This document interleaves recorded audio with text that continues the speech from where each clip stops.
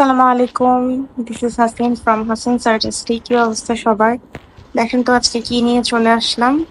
টানা এই বাসায় আসার পর থেকে অ্যাকোয়ারিয়ামটা পড়েই ছিল, অ্যাকচুয়ালি যার যেটা আমি বাসায় রাখি। আমাদের মাছ বাচ্চাগুলো রিফিলি করা হচ্ছিল না, পরে আজকে গিয়েছিলাম অনেক ব্যস্ততার মধ্যে ওদের জন্য। ওদেরকে নিয়ে আসলাম কিছু মাছ বাচ্চা, বেশি না, জাস্ট 6টা নিয়ে আসছিলাম ছোট ছোট জারে রাখার জন্য। এগুলোকে এঞ্জেল বলে, সরি এঞ্জেল না, এগুলোকে হচ্ছে আপনার বলে gold fish and short tail. 6টা নিয়ে আসছিলাম যেহেতু জারে মাছ একটু কম বাঁচে। সো যাই হোক, নিয়ে আসলাম বাসায়। তো বাদ বাকি অ্যাক্সেসরিজ ছিলই আগে আমার কাছে। তো এই তো ফার্স্টে আমি ওগুলোই ক্লিন করে নিয়ে জারটা ভালো করে ক্লিন করলাম, দেন স্টোনগুলো বের করে নিলাম। আমার কাছে বেশ কিছু লাইটিং স্টোন ছিল, তাছাড়া রেডিয়াম স্টোন ছিল, আর এই যে সাদা যে পাথরগুলো, সাদা দিয়ে বিভিন্ন কালার দিয়ে সুন্দর লাগে কিন্তু জিনিসগুলো।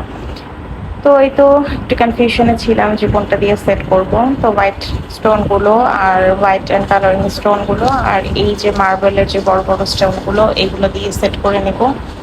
আর এই ছোট্ট একটা প্ল্যান্ট, যেহেতু জারটা ক্লিন করা হয়েছে পানি দিয়ে, দ্যাটস ওয়াই একটু ব্লার লাগছে। একটু পরে হয়তো বা একটু শুকিয়ে যাওয়ার পরে সুন্দর লাগবে।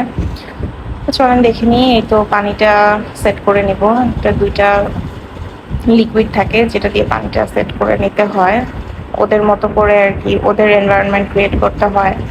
এটা যারা আপনারা অ্যাকুরিয়াম রাখেন তারা আপনারা জানেন কম বেশি। তো ওইটাই দিয়ে নিচ্ছিলাম। হোয়াইট লিকুইড একটু বেশি দিব, এটাতে পানিটা সল্টি হবে। আর এই যে ব্লু লিকুইডটা, এটা একটু অল্পই দিব, নইলে বেশি ব্লু হয়ে গেলে পানিটা আবার দেখতে ভালো লাগে না, তখন বেশি ডার্ক হয়ে যায়, মাছগুলোকে দেখা যায় না, যার কারণে সুন্দর লাগে না। এরপরে এই তো এটা আমার জারটা বেশ বড়। তো এটাতে প্রায় এই যে মামের যে বোতলটা, এটা 2 লিটারের একটা বোতল, এটা আমি নিয়ে নিয়েছি। ওইটার 3 বোতল আমি ওখানে পোর করে নিয়েছি। এই যে যার যেটা এনভায়রনমেন্ট, মাছগুলো কেমন ঝটফট করছে দেখুন। তো এই তো ঝটপট আর কি ওদেরকে দিয়ে নিলাম জারের মধ্যে। এখন দেখেন কেমন লাগছে, সুন্দর লাগছে কিনা। মাশাআল্লাহ মাশাআল্লাহ। এই তো ভিডিওটা কেমন লাগলো কমেন্ট করে জানাবেন, লাইক করবেন, ভালো লাগলে শেয়ার করতে পারেন পেটস গ্রুপে। আপনাদের কার কি পেটস আছে আমাকে কমেন্ট করে জানাবেন। আমি তো একজন ভীষণ পেট লাভার, আমাকে যারা ফলো করেন, আমার ভিডিওগুলো দেখেন, তারা এতদিনে কম বেশি নিশ্চয়ই জেনে গেছেন। এই যে বাচ্চাগুলো দৌড়াচ্ছে। এরপরে এই যে কমপ্লিমেন্টারি ওই শপ থেকে আমাকে একটা ছোট্ট ফুডের প্যাকেট দিয়ে দিয়েছিল, ওদের যে ফুডটা লাগে ওইটা এখন বক্সে দিয়ে নিচ্ছি। একটা জারে আমি সংরক্ষণ করব এটা।